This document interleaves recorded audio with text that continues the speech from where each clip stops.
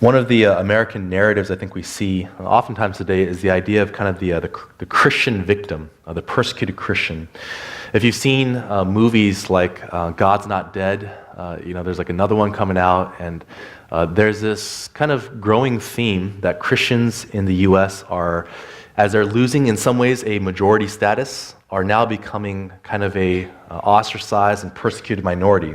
I think it's in a lot of ways a little bit overblown and focusing on some of the wrong things.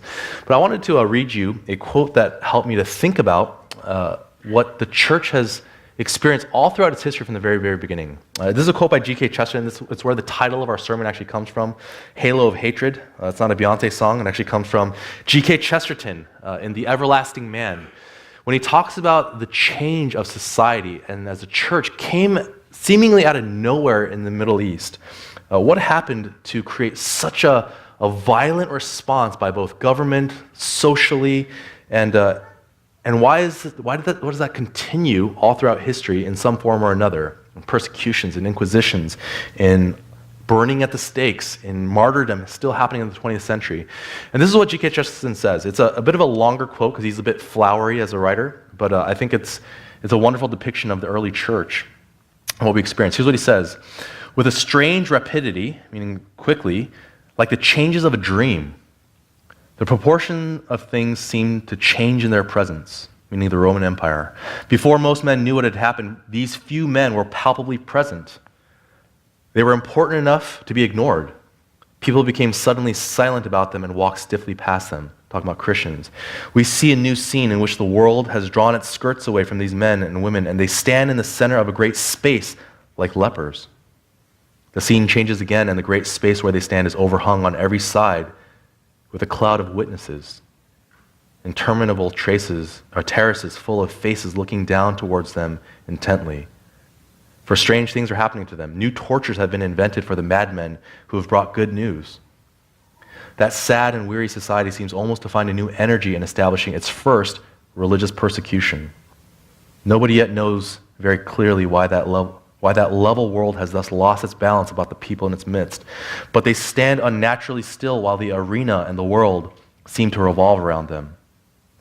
And there shone on them in that dark hour a light that has never been darkened, a white fire clinging to that group like an unearthly phosphorescence, blazing its track through the twilights of history and confounding every effort to confound it with the mists of mythology and theory.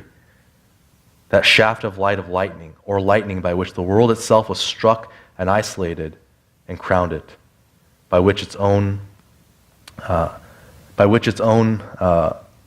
enemies have made it more illustrious, and its own critics have made it more inexplicable. The halo of hatred around the Church of God. That's a lot. I realize that's probably maybe too long of a quote. I should shorten it down. But what he's getting at is that the church, in so much of its history, has grown and been sort of spotlighted and glorified, particularly because the world has this inequitable, kind of crazy response of hatred and anger and violence towards the church. Now, in the past, say, 100 years in the United States, that likely hasn't been as much the case. But you and I are on the frontier of a change in sort of the cultural perception of religion and of Christianity particularly. And what Christ does here is this. He's comforting and fortifying his disciples to get ready that to stand with Christ really means to stand also with him in persecution, to be hated along with him, to not be people that fit in, but in fact, as he describes them as being people chosen out of the world. We're going to be seen by our larger society, whatever culture you're in, whatever community you happen to be a part of, as a traitorous element to your culture, as one who stands out of place. And for that reason, you'll be hated. Now here's what he shows us. He gives us first a warning, and then a reason, and then a promise. A warning that we ought to know before becoming Christians and following him. And secondly, a reason for which that's going to happen, to help us understand the nature of the hatred that's going to be pointed at us. And then finally, a promise of what he'll continue to do through us despite that persecution and that hatred. A warning, a reason, and a promise. Now first, what is the warning? The warning is simply that. We're going to be hated. We're going to be hated along with Christ. The world will do violence to us, will exclude us, will discriminate against Christians and the Christian church at large. Look at verse 18 to verse 20. Consider the passage. If the world hates you, And there's a presumption there that the world will hate you. If the world hates you, know that it has hated me before it hated you. It's not out of the ordinary. It's normative to God and the world. If you were of the world would love you as its own. But because you are not of the world, but I chose you out of the world, therefore the world hates you. He assumes that's natural for Christian life. You should expect that. You shouldn't be surprised. Prepare yourselves. In verse 20, remember the word that I said to you, a servant is not greater than his master. If they persecuted me, they will also persecute you. If they kept my word, they will also keep yours. Now, what is he saying? This is the same argument that happens in much of John. If we look at the last chapter, right, Jesus really focusing in on, for you to live, you have to share my life. You have to be in me. You have to adopt me. You have to identify with me. My life is your life. My glory is your glory. My death will be your death. My resurrection will be your resurrection. Everything we share together. Now, what he gets on and sort of develops his argument is this. And so you as the church are united organically in my life. This is the new community. But here's the negative side of that. And my mission becomes your mission, and the price I pay for that mission becomes your price as well. You'll be hated. You're not greater than me. You don't have greater privilege than me. If you are my servants, which we all are, that means we will also suffer like him. The world will hate us. And here's the idea.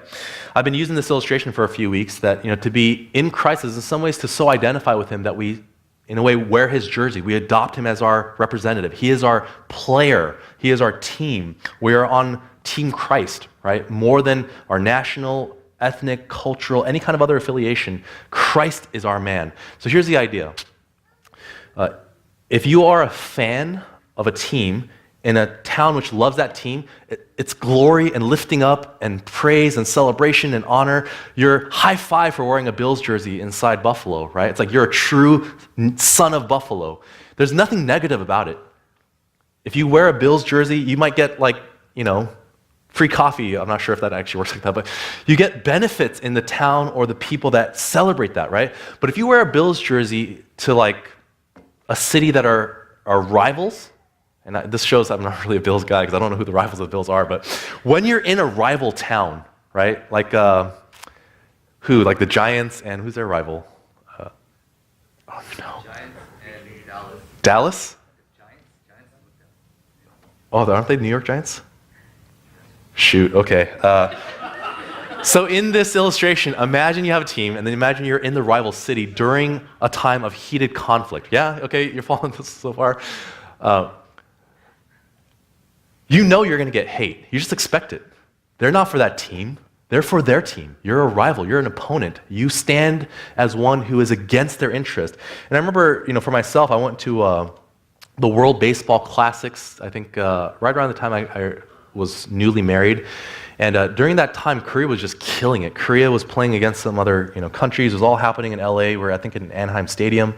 And I remember that day, it was Korea versus Mexico, which if you're in Southern California around Orange County, that's a dangerous stadium, right? Because you have a bunch of Mexicans with their flags and they're all drinking beer. You got a bunch of Koreans sitting together quietly drinking beer, waving their flags kind of more passively, right?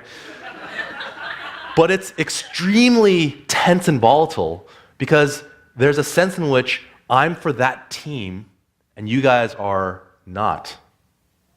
You stand as opponents. You stand as threats. In fact, if your team wins, there's going to be some conflict, right?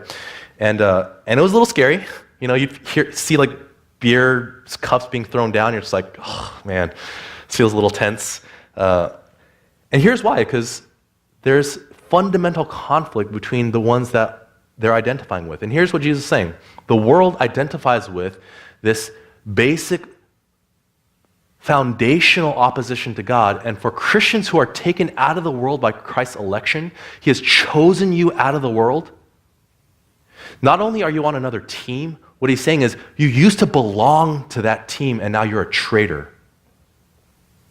You're I don't know sports, but when LeBron changes cities and it's haters become lovers and it's you are not a true fan. You're a traitor, you're a fake. you're like a bandwagoner Patriots fan or something, right? It's extra evil. And so what Jesus is saying, and just to be clear here, he doesn't necessarily mean that every individual is going to persecute every Christian, because it's not the case. We know non-believers, we know atheists, we know Muslims, we know other people who don't hate Christians. But what he's saying is when he talks about the world, he's talking about the whole system is aligned against you. The world system. He refers to it as an it, not as a person, not even as a collection of a people, but as what most commentators would describe, it's the world in rebellion against God. It's humanity arrayed against and neglecting the sovereignty and reign of God. That world system is not for you, it's against you. You will have to swim upstream against the world. You're going to have to always be walking uphill against the world. The world systemically is set to marginalize and oppress and make it difficult to be a Christian. Now, at times that's going to get treated in a very direct kind of way. At times that's going to mean being thrown to lions. At times that's going to mean kneeling on a beach while machetes are hanging on your neck. At times it does become direct, life-taking persecution. But all throughout history, it's going to be uphill for us. That's what Jesus tells us. How do we know this? Look at verse 2 in chapter 16. He says, they will put you out of the synagogues. Now that doesn't seem like violence. It's just social exclusion. It's just sort of community exile. It's being cold-shouldered. They didn't have official authority to kind of remove you from God's people, but they would make sure that you didn't fit in. And if in a tight-knit minority community like the Jews in that time, to be excluded from the synagogue really meant your business prospects went way down. The ability to make a good living and do commerce was affected drastically by being put out of the synagogue. Your friends would, even if they didn't believe that it was right to exclude you, because they didn't want to get excluded themselves, they would distance themselves from you. It was social marginalization in many kind of ways, but all the way to being killed for religious zeal. That at times physical violence and murder. Here's a basic sort of premise for what I think Christ is saying here. Every society assumes that its citizens share some foundational assumptions and values, right? Every society does. For us, probably the Constitution to some degree, and even that's being a little bit, there's some discussion about things like Second Amendment and where and what those rights mean. But here's what William Temple says. The world wouldn't hate angels for being angelic. If the angels came with a message from God, they would just kind of see it as an angelic message. But the world does hate Christians for being Christ-like because you are one of them. But you act from a different principle of life. You upset the cultural peace, the social peace, by living like Christ. When you're in Christ and Christ's nature becomes yours and you become more and more identified with him, in a way the society sees you as a traitorous desertion from them and their values. That's the warning. The world will hate you. Now here's the second thing. Why? Why do they hate us so much? In verse 20 to 25, kind of get the whole picture here. Jesus would say, look, remember that the word that I said to you, a servant is not greater than his master. If they persecuted me, they will also persecute you. If they kept my word, they will keep yours also. But all these things they will do to you on account of my name. It's because of Jesus. And not only that, because they do not know him who sent me, because they don't know God. That's the fundamental, basic reason why the world hates Christians, or why the world system is set against Christians. If I had not come and spoken to them, they would not have been guilty of sin, but now they have no excuse for their sins, not even a pretense for their sins. Whoever hates me hates my Father also. If I had not done among them the works that no one else did, they would not be guilty of sin, meaning they would not have committed and exacerbated the total anti-God state of mind by rejecting his revelation. They would still be guilty, but not of this great sin of unbelief. But now they have seen and hated both me and my Father, meaning there's a finality in their rejection. There's no second chance because this is the final message. Christ, God's own Son, revealing the Father perfectly. When they reject that, what else can God do to show them who he is and the offer of salvation? There is no second messenger. And he says, verse 25, but the word that is written in the law must be fulfilled. They hated me without a cause. And that's a reference to Psalm 69 and possibly other places in Psalms where God's anointed is persecuted and hated without cause by his enemies. And that because he stands for God. You look back to Exodus, and when Moses is criticized by his people, God takes that personally. When you stand against and reject my anointed, you stand against me. And Christ, his own son, when he is rejected, it's not excusable. And so here's kind of where he goes. I think for most of us, we think of God's judgment as sometimes being somewhat harsh, right? We think, how is it that he can judge people that have different cultural backgrounds, that have different sociological sort of nuance to what they believe? How can he judge people that didn't have a fair shake at belief? Maybe they weren't raised Christian. Maybe their life sort of set them up where they didn't really understand the gospel. Maybe they didn't get preached the gospel enough. And what Christ is saying is for those who hear the gospel, open your hearts to hear God's word here. They deserve judgment when they reject Christ. Because they're not just rejecting some theory. They are rejecting God. There is no clear presentation of God to the world. There is no clear offer of salvation by faith in repentance. There is no better way that God could have done this. Christ revealed to them in the preaching of the gospel is, in a way, God's representative. And if they reject Christ, what they're really doing is rejecting God. Now, here's what Jesus says that is a little bit embarrassing to think about the implication of this. And so now the church, as the one who preaches Christ and who now, in some ways, have Christ dwelling in them by faith, if Christ is in the world most dominantly through the church, that means when the world rejects the church, they're rejecting Christ. And as they reject Christ, they reject God. And you go all the way there. So there is no excuse for them. Their judgment is deserved. I know that doesn't sit easy with us. When you go back all the way to the Old Testament, all the way from, really down even to Abel, right? Offered right worship, right sacrifice, and he was murdered for it.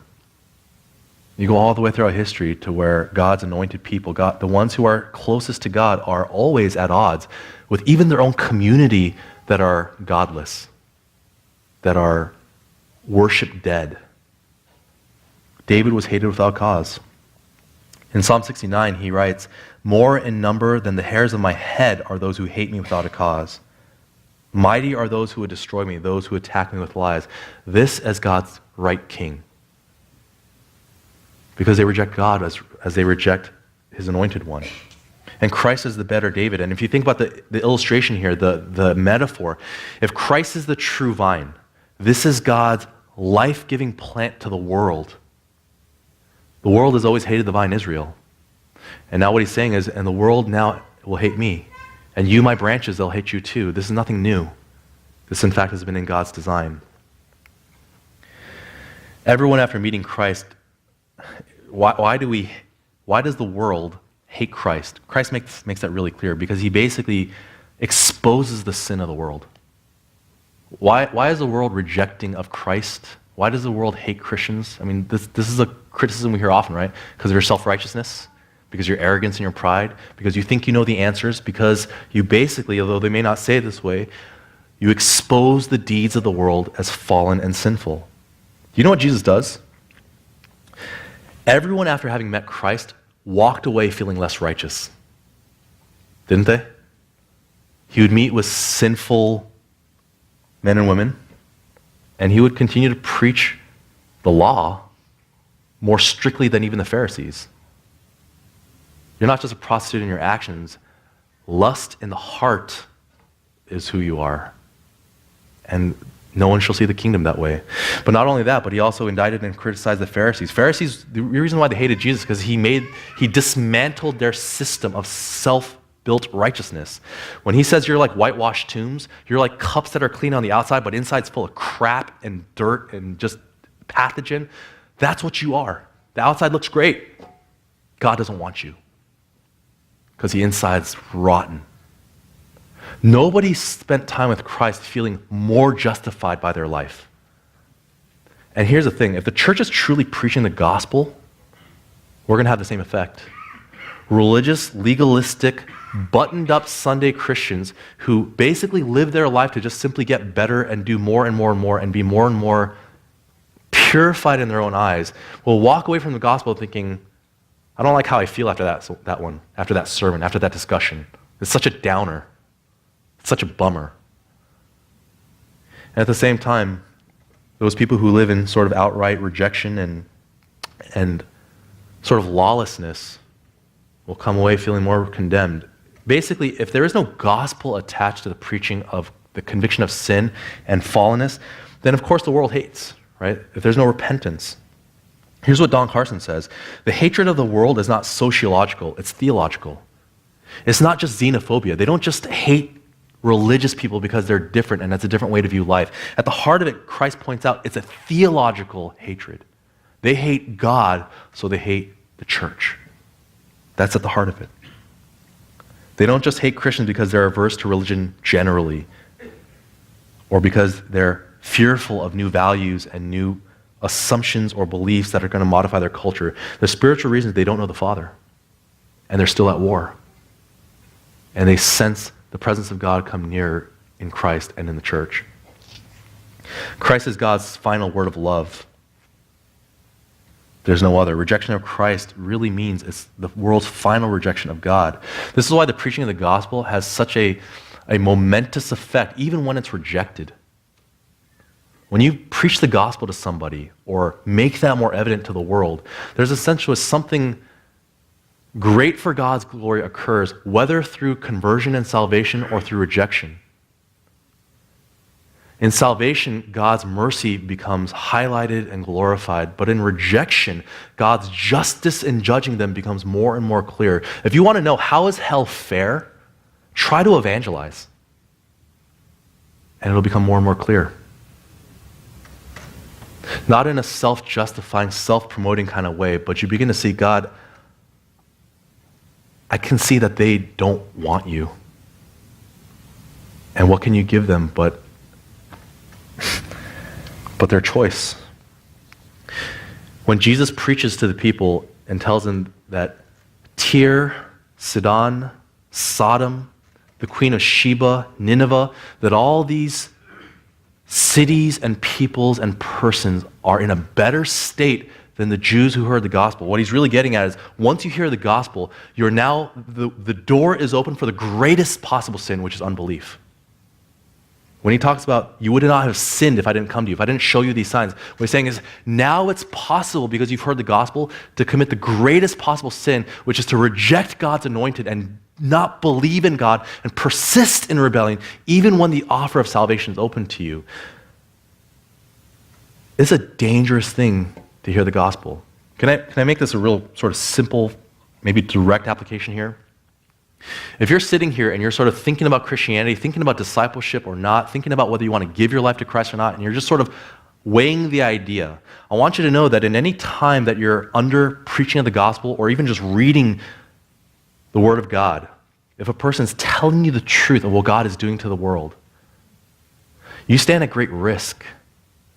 Not just for, the possibility of salvation, but for far greater judgment. Because there is no excuse. The preaching of the gospel is not just sort of a weighing of options. It's life or death and increasing joy and salvation, or on the other hand, if you sit and reject, if you continue to say no, the judgment increases too. Unbelief when the gospel is present is, I think, presented here as really the greatest sin. One way that a guy like Tim Keller would say it is, it's not going to be something like homosexuality that sends you to hell. You're preach the gospel. What's going to send you to hell is unbelief. That is the sin that is going to ruin you. It's rejecting Christ. It's rejecting God's anointed. The reason why the world will hate the church and why the world is set against the church is ultimately because the world's at war. It has enmity towards God himself. Now, finally, the promise. What is the promise? The promise is that the Holy Spirit will glorify Christ through us. The Holy Spirit will glorify Christ through us. If you look at verse 20, Consider once again what he says here. Remember the word that I said to you, a servant is not greater than his master. And notice the two sides of this. If they persecuted me, which many of them did, they will also persecute you, meaning expect the majority to be antagonistic to the Christian gospel, to you who are Christian. But also, if they kept my word, which some of them did, including the disciples, they will also keep yours, meaning the mission of Christ will continue to draw widespread hatred and anger and animosity and a remnant of people who will believe and be converted and be saved and become disciples. Now look at verse 26 to 27. The promise here. But when the Helper comes, meaning the Holy Spirit, whom I will send to you from the Father, the Spirit of truth, meaning it'll make it clear. It'll make it real to you and to those whom he comes. Who proceeds from the Father, he will bear witness about me. What is he saying here? The Holy Spirit will convince you. And you also will bear witness because you have been with me from the beginning, meaning, and you're going to be my martyrs. You're going to be my witnesses. You're going to be the ones, likely 11 out of 12 of them, killed for their faith, that would be a prototype of Christians to come. That's what it looks like to stand for Christ. To be crucified upside down, to be beheaded, to be sawn in half. That's discipleship. When he says, if they persecuted me, and many, as many of them did, they'll also persecute you. And if they obeyed my teaching, they'll also obey yours. What he's really saying here is that there's a promise of the continuation of both judgment and salvation. It'll continue even without my physical presence. You will see people continue to hate the gospel. Expect it. But you're also going to see a continuation of those who respond in faith. So take hope and do not give up your mission. Continue to stand and to evangelize and to make disciples and to baptize them. So what he's highlighting for us is that both sinfulness would increase and also obedience, both, when the church stands. Sinfulness would increase and salvation would continue through the ministry of the church as the Holy Spirit bears witness to us and through us as his disciples. Christ will continue to engage the world. Now, let me just put this in two kind of ways. So I've been reading a good book these days by Leslie Newbigin and studying a bit about just some missional engagement kind of theory. And here's one thing that this theologian, I guess you could call him, writer, his name's Dan Strange, and he first kind of coined this idea of what he calls a subversive fulfillment, that in any kind of engagement between the gospel and culture, a gospel and a society, you're going to see two things. You're going to see critique of norms and values inside of a culture, meaning it doesn't just let the culture continue as it is. It looks into it, and the gospel reorients the way you think about different things inside of that culture, right? It criticizes Confucianism. It criticizes American individualism and sort of meritocracy. It criticizes all of it. It criticizes Marxist dialectic, right? When the gospel comes into any kind of cultural group, there's a critical element to it in which it indicts and points out its fallenness, right? But there's a second thing he says it does, that it's subversive fulfillment, in that it subverts the culture, but it also fulfills the deep cultural desires, meaning inside of a culture that sees value in something or sees a desire in something. For instance, an illustration that would be used is in an African culture, right? There is this deep conviction that the world is spiritual, that there are spirits, that there is life beyond just the physical, that there's a duality to the world, that is deep into the heart and mind of African culture in the continent. Now, how is that sort of affirmed or in some ways fulfilled in the gospel? It critiques in some ways a more magical element of trying to use those spirits for personal benefit, but at the same time, it fulfills the desire in there where it says the Holy Spirit, God's Spirit, is the greatest reality to life that becomes evident in Christian experience, and that demons are real, as are angels and ministering spirits, but likewise, the Spirit of God works internally in us and through us and around us in ways that are invisible to the senses. What he would say here is this: only in Christ are the deep desires of any given culture actually gratified.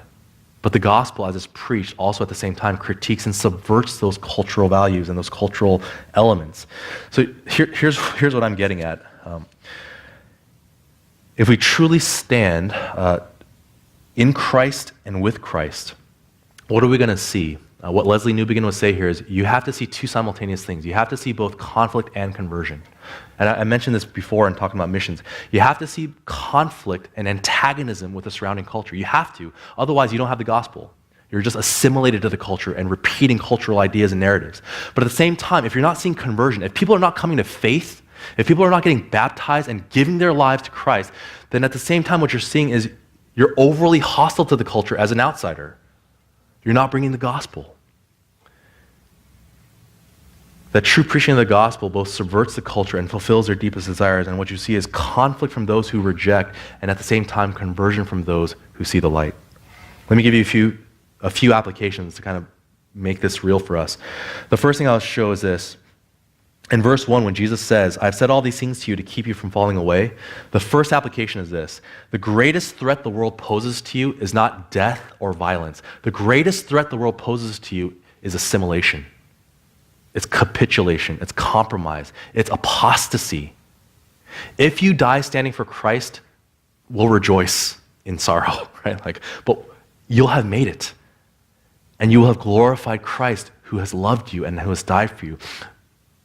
But if our witness is compromised to just simply give way, that is the true death of the Christian. A machete can't kill you, but compromise can. And so when Jesus says these things, what he's really seeking to do with us is that we would stand firm and not give ground. Can I give you one example of maybe the greatest way we've done this? Charles Taylor, as he talks about sort of the change of pre-modern culture to modern secular culture, he says this is the biggest change. The biggest change is religion is private preference, and facts and science and data is public knowledge. And so you put your religion in the private sphere, and don't bring that out for discussions of politics or life or just the public discourse. Put that in the private sector. And he says the greatest concession the church has made is we just basically conceded and say, okay, well, we'll just keep it private. Even though my faith talks about how I treat the poor, talks about my view of leaders and magistrates, talks about how I engage with non-believers about evangelism, even though my faith is in its core publicly to be engaged, I'll privatize it. I'll make it personal. I'll allow you to describe it as just a preference rather than a fact of Jesus Christ's incarnation and death and resurrection. I'll just make it a preference and a personal opinion. And I won't air it out. We've already given that ground away. Now, I don't mean to say that so the answer is just to become more hostile and fundamentalist and just railing against the society. I'm not saying that that's the answer, but I'm saying we need to fight for Christianity in the public square. Meaning, push the limits. If your work has a policy, right? You can't talk about this stuff. Push those limits. I think Christ will forgive you, right? I mean, be faithful to your job description and don't get fired. I mean, maybe you need to, I don't know. But push the boundary. See how far you can get away with it. I don't think it's a fair restriction. Meaning with your friends who just kind of in some ways say, I don't want to hear about Jesus anymore. I don't want that to be our friendship. Push that to see how far you can go. And if you're rejected, if you're kicked out of the family, then I think that's okay, right? Don't concede sort of the assumption that your religion, your faith doesn't belong in the public. It does. In fact, I think that's one of the great assumptions that Christ is making here. Your Christian faith is not a private matter. It's not a matter for the enclave where you just do that in your own sort of side community. Your faith will be public because the world's going to hate you. How could it do that if it's sort of a private conviction?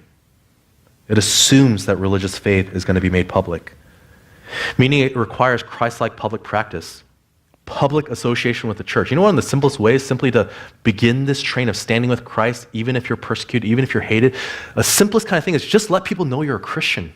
Do people even know that? Would a person sitting in the next cubicle or walking around the halls in the place where you work know by sight, yeah, that guy's a Christian? Just knowing that you are. Talk about it. One of the ways that I think is a pretty simple, low-hanging fruit way to begin to get your faith engaged with the public, engaged with other people outside of just super private church gatherings. When you talk about how Christ impacts your life, I was going through this hard circumstance. I was sort of depressed. I was worried about finances. I got rejected to this thing I was really trying to do or a job I was trying to get. You are allowed to bring up with people, and Jesus Christ helped me through it because he lives, and so I do have hope. That might be awkward, right? And they'll be like, oh, so are you on LinkedIn?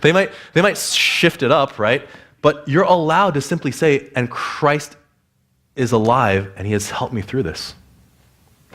What helps you? And they might just say, well, I got some other prospects, or I'm going to go back with my family. You're allowed to talk about Christ as persisting to help you and the hope of salvation. This does suck. I was really hoping to do this with my life, and I feel like that whole pathway of career is closed to me. I failed to major. But I have a hope beyond death. And it does get me through. And it does give me perspective. Here's a third thing. What Newbigin, again, a missionary who kind of wrote about how the church engages Western culture, how the gospel has a missional encounter. What he would say is, as we mentioned before, you ought to see both conflict and conversion, and not just one.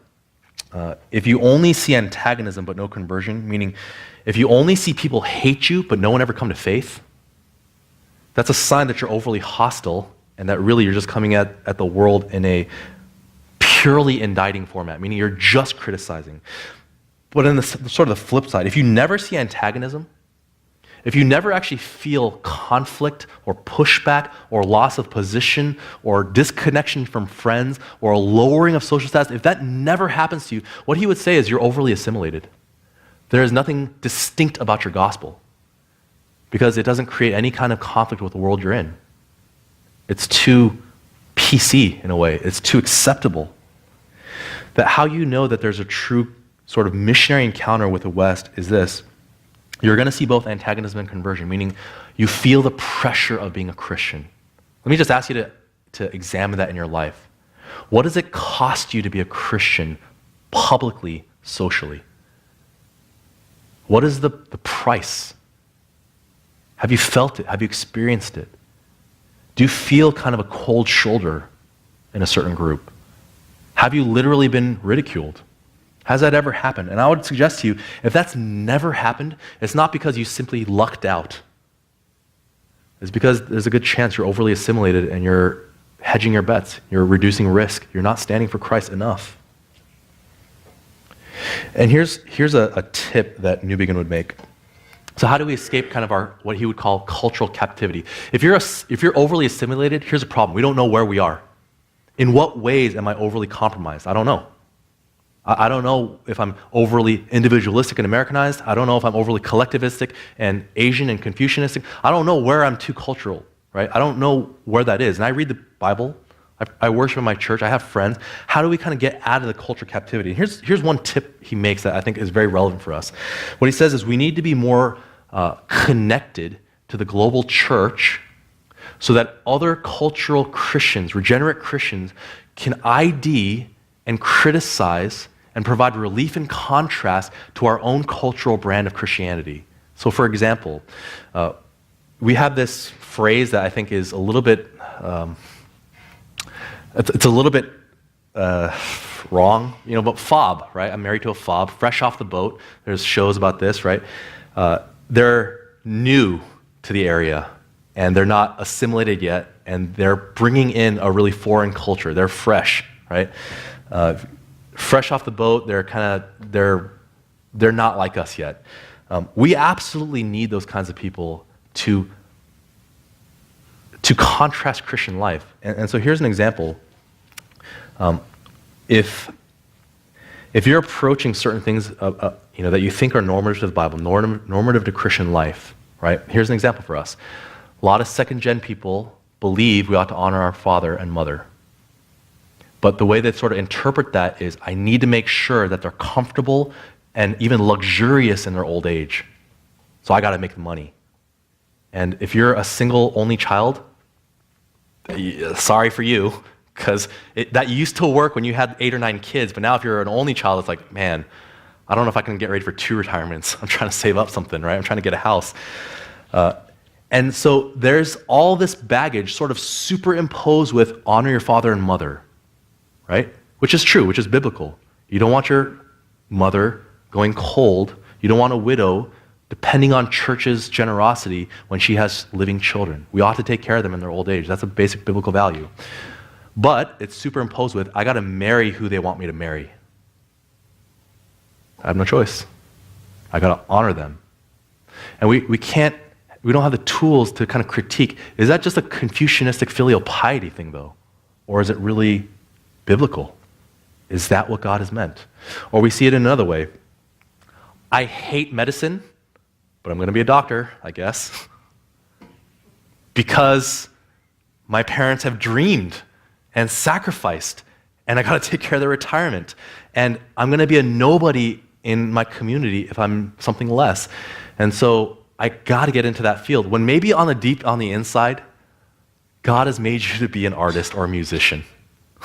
And again, that's okay in an Asian culture if you're a professional violinist, right? But not if you're like a grunge rock, punk band startup in coffee shops, like, living and eating inside those cafes. That's not respectable. And we think, well, I got to honor my father and mother, right? I have that value. And so what do? You meet up with an American or European who's wildly individualistic, and in a lot of ways they see the idea of individuation as you have dignity as a single person. You're not only and merely a child of your parents, and there's some Asian baggage there, right?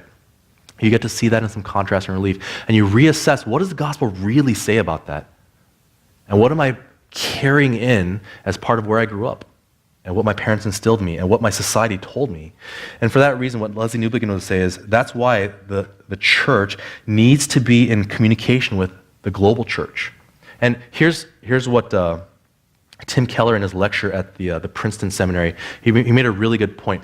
Now more than ever, the Western church needs to be listening to the persecuted global church, meaning we have never had to experience what it's like to have Christianity at the margins. We've always been a dominant culture in the society. We've always been a majority voting bloc. And now as that's shifting more and more, where it'll cost you something to be a Christian on campus. It'll cost you something more and more to be a Christian publicly in your workplace, in your neighborhood. It's not going to give you social capital. It's going to take it away. We are not used to that as a society. It's always been good for us. And if you're Korean, if you're not a church-going Christian, then you were kind of like a Buddhist pagan, right? It was neutral or good for you to be associated with Christ for a long, long time, but that's changing. So what do we need to do? I think really hard for us, because the West, because the United States even, has been the sending country, has been the theology-producing country. We need to begin to learn how to listen to Christians in China who are young. How do you live when the society looks at you as fools and persecutes you? We're not the teachers. We ought to be the listeners. When we listen to those who, this happens in much parts of India. For you to be a Christian in your society means you lost your community. And the church was the only replacement community that was available to you in some parts. How do you do that? How do you live like that? How do you engage your culture? What does it look like for you? We're not the teachers there, we're the listeners. And I think for a lot of us, we've so long been in the posture of sort of the elder brother, that to flip that around and say, now we have a lot to learn, I think it'll do a couple things. It'll humble us, it'll help us, and in many ways, I think it'll revitalize missions in the church, because we'll know how to stand for Christ in the midst of rejection and persecution. We'll know how to see where we need to confront our culture and where we're just simply being antagonistic or stupid or volatile to them. And I want to say to you guys, a lot of commentators say this, just because the world hates you doesn't mean you're standing for Christ. The world might just hate you because you're a nasty person, right? Because you're angry or you're petty or you're self-righteous. The world can hate you for those reasons too, right? It doesn't have to hate you just because of Christ. But if it doesn't hate you at all, that means, again, you're too assimilated. How do we get out of that? Paul would say in Ephesians in 3:14, basically, we need believers from every people on earth to know the fullness of the riches of God. Every family on earth, in some ways, shows the fatherness of God to the church. And so in that way, we need one another. We need the church at Broad. We need to see where we're assimilated. And finally, sort of final point here, we also need to take the church seriously as in a sense, a replacement community for the one we lose by standing for Christ. When John, in 1 John 3:13, 1 John is in some ways a big application of his gospel, and he does the same kind of thing here. In 1 John 3, it's almost like chapter 15 of John. He talks about being sort of in Christ by faith. He talks about the community of the church being really like organically and naturally flowing from our life with Christ. And then he slips in this little passage that seems very off the topic. But here's what he says: "Do not be surprised, brothers, that the world hates you." And he goes right back into talking about how the church ought to love one another. Why is that a theme?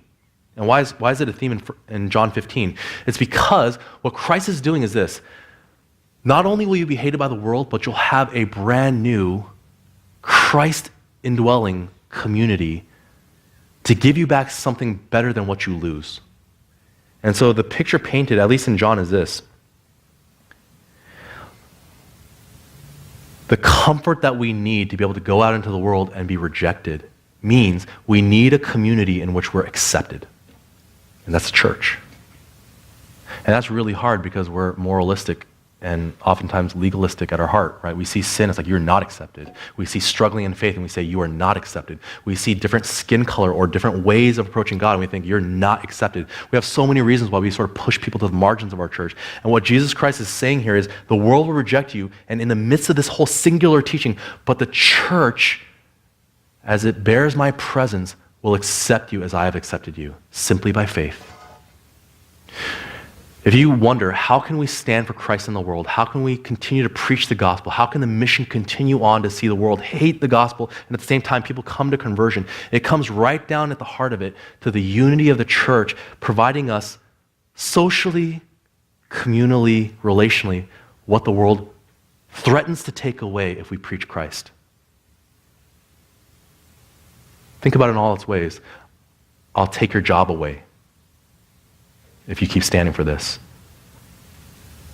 We got money in the church. We'll make sure you don't starve. We'll make sure you have a place to sleep. We'll take care of each other. Why was the early church so big on sharing their possessions? Because it costed them something to be with Christ, to stay in Jerusalem for those many weeks. What can the world threaten that the church cannot supply by God's Spirit? You're going to be on the outside here. You're never going to be important here. You're never going to be really fully accepted. There's an inner system at church where it says, but you'll be fully accepted here. Whatever your background, whatever your training or education. And if the world ultimately says, look, we'll kill you if you keep doing this, 39 lashes if you keep doing this, then ultimately in Christ, but then I get to go to heaven as a martyr. It's like, there's nothing better, right? It's like, it's Christianity like I beat the hard mode, right? Like, what can you do to me if you kill me? You just establish my place as one of the witnesses in Revelation. That's awesome, right? Like, please do so. We absolutely need a living community of faith, a counterculture, and a replacement kingdom. And this is the final here. Sorry this went so long. In verse 18 and 19, it's because we have hated Christ first. If the world hates you, know that it has hated me before it hated you. It's systemic to what the world does to Christ. But look at verse 19. If you were of the world would love you as its own. But because you are not of the world, but I chose you out of the world, therefore the world hates you. You know what Jesus says? You used to be part of the world. You used to be part of the God-hating, Christ-rejecting mass of humanity, and I saved you. That's the whole basis. Christ saved us out of the world. We're not better. We didn't just figure it out. We're not like we're born as Christians. No, we were born again.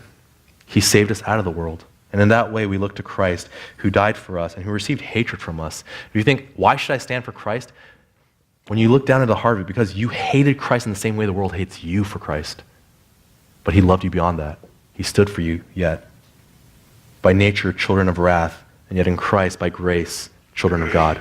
Let us love Christ even unto death, even unto rejection. Let's pray.